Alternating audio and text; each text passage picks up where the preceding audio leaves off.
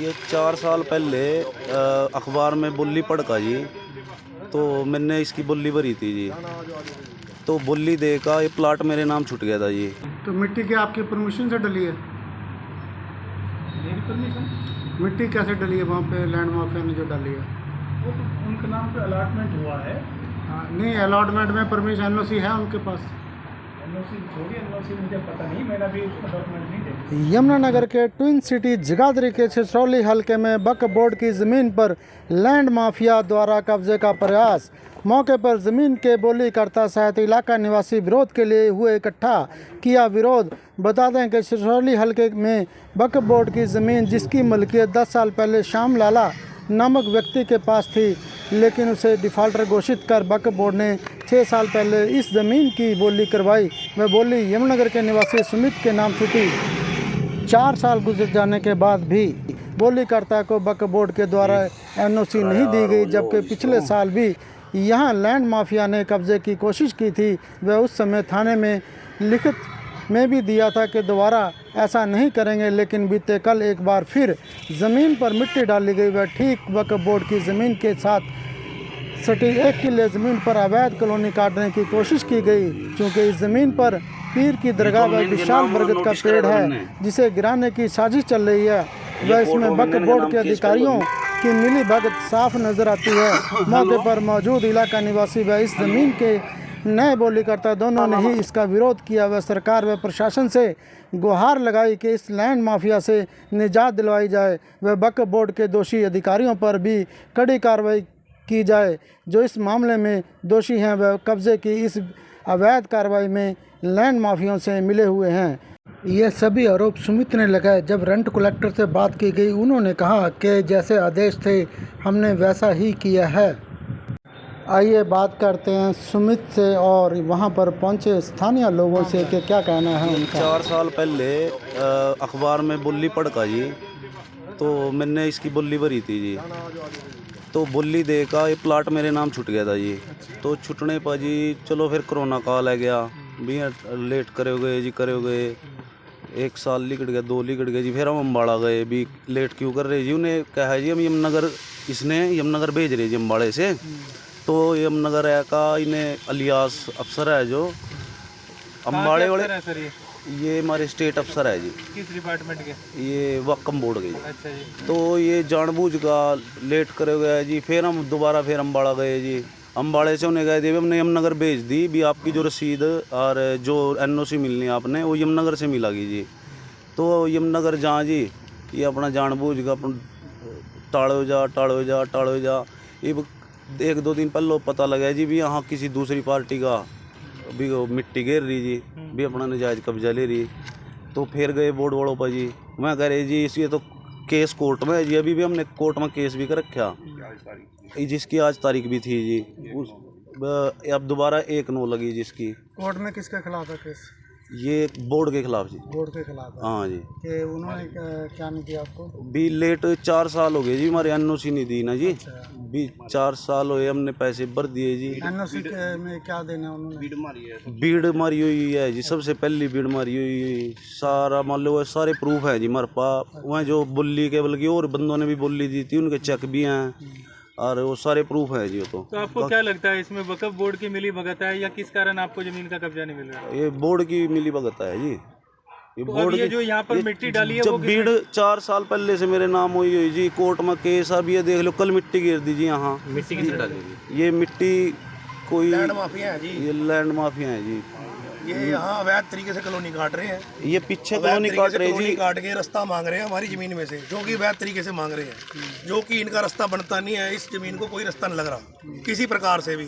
कोई मान लो ये जबरदस्ती गुंडागर्दी करके सरकार की शय पर ये गुंडागर्दी करके रास्ता लिया जा रहा है। इसके अंदर बोर्ड क्लियर कहता है कि ये जमीन का रकबा यहाँ तक है और इसके नाम है, सुमित के नाम पे छूट गया है। और इसके अंदर मान लो अगर लैंड माफिया यहाँ कॉलोनी काट रहा है तो अपनी जमीन खरीद के कहीं और से काटे, बोर्ड की जमीन में से रास्ता निकालेगा जो कि उसके नाम ही नहीं है। तो इसके लिए कोई थाने में एप्लीकेशन दी? थाने में एप्लीकेशन जी, वो भी अपना शपथ पत्र दे के आए थे। शपथ पत्र दिखाइए भाई, कहाँ है? क्या लिखा गया था? उसमें शपथ पत्र दे के आए थे कि हमसे गलती होगी, हमने गलती से मिट्टी गिरवा दी जमीन के ऊपर, आगे से हमसे ये काम नहीं होगा। फिर उन्होंने दोबारा ये काम कर दिया। मिट्टी कराई थी वो उन्होंने दिया? शपथ पत्र दिया था जी थाने में। ये कब दिया था? ये होगी जी बात 6 महीने पहले की बात है जी ये। अच्छा, 6 महीने पहले मिट्टी गिराई थी, उसके 6 महीने पहले इन्होंने मिट्टी गिरवाई। मिट्टी गिरवाने के दौरान हमने इनकी कंप्लेंट करी। कंप्लेंट के बाद इन्होंने क्या किया जी, अपना शपथ पत्र दिया थाने में कि हमसे गलती होगी, गलती से हमने मिट्टी गिरवा दी, हम ये काम आगे से नहीं करेंगे। अब ये दोबारा ये काम कर दिया। वो शपथ पत्र है, अभी मंगवा रहा हूँ जी।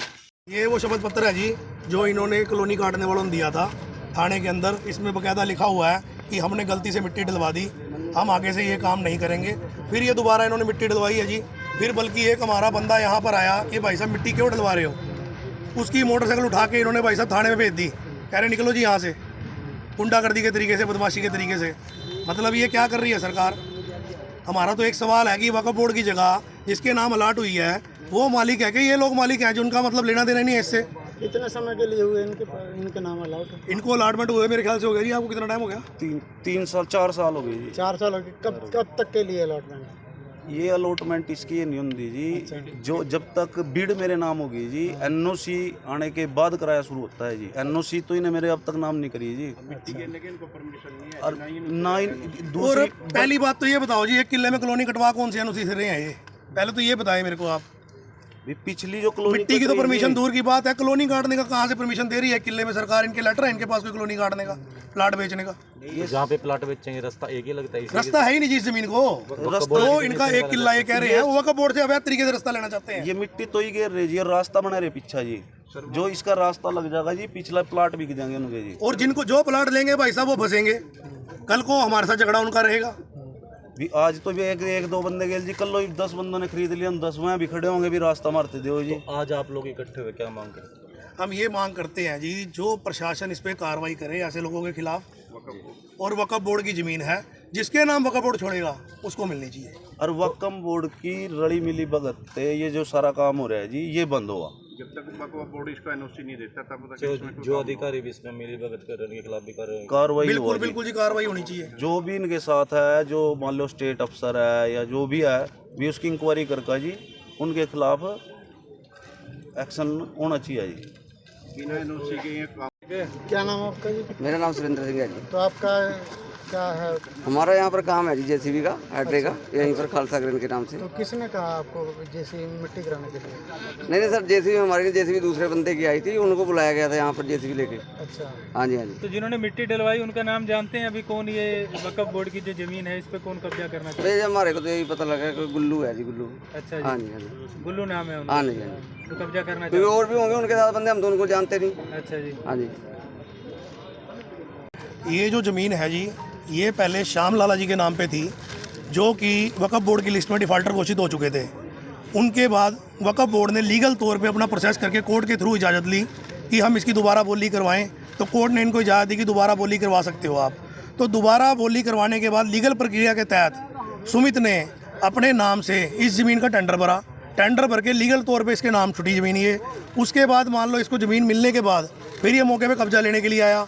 फिर वहाँ से ये लैंड माफिया आगे टकर गए, ये कहते हैं जी हमने कॉलोनी काट रखी है, ज़मीन पे हम कब्जा लेंगे। तो उसको अवैध तरीके से मिट्टी गिर रहे हैं ये, जिनका इनका कोई राइट नहीं बैठता। लीगल वे पूरे प्रोसेस करके हमने कोर्ट के थ्रू पूरे पैसे भर के हमने ज़मीन ली है, कोई हमने अवैध तरीके से ज़मीन नहीं ली है। छिछरौली में ज़मीन को लेकर जिस पर बोली लगाई थी सुमित नामक व्यक्ति ने, और वो अपने कागज भी दिखा रहे हैं और कह रहे हैं कि हमें वक्फ बोर्ड ने 4 साल हो गए एनओसी नहीं दी, और अब कल वहाँ पे लैंड माफिया ने मिट्टी डाल दी और वक्फ बोर्ड की ज़मीन से कोई छेड़छाड़ भी नहीं कर सकता। तो फिर लैंड माफिया ने मिट्टी डाल दी और कब्जे का प्रयास किया। सुमित का नाम कुछ नहीं था। अच्छा जी। तो मिट्टी क्या आपकी परमिशन से डली है? मेरी परमिशन? मिट्टी कैसे डली है वहाँ पे लैंड माफिया ने जो डाली है? वो तो उनके नाम पे अलॉटमेंट हुआ है। नहीं, अलॉटमेंट में परमिशन एनओसी है उनके पास। एनओसी छोड़िए, एनओसी मुझे पता नहीं, मैंने भी उसका डॉक्यूमेंट नहीं देखा। आप ही कह रहे हैं कि उनके नाम अलॉटमेंट हुई है, तो अलॉटमेंट होने के बाद आपने एनओसी दी है सर उनको जो मिट्टी डाली जा रही है ज़मीन? मिट्टी कौन डाल रहा है? जब एक शख्स आपने डिफ़ॉल्टर कर दिया, श्यामलाल को डिफ़ॉल्ट कर दिया, उसके बाद कोर्ट के कॉम्प्रोमाइज़ हो गया। ने फिर उसके बाद कोर्ट के थ्रू बोली हुई, 3 बंदे आए जिन्होंने फ़ीस नहीं भरी। उसके बाद सुमित ने फ़ीस भरी 7800 कुछ रुपये, 1820 अलग भरे हैं।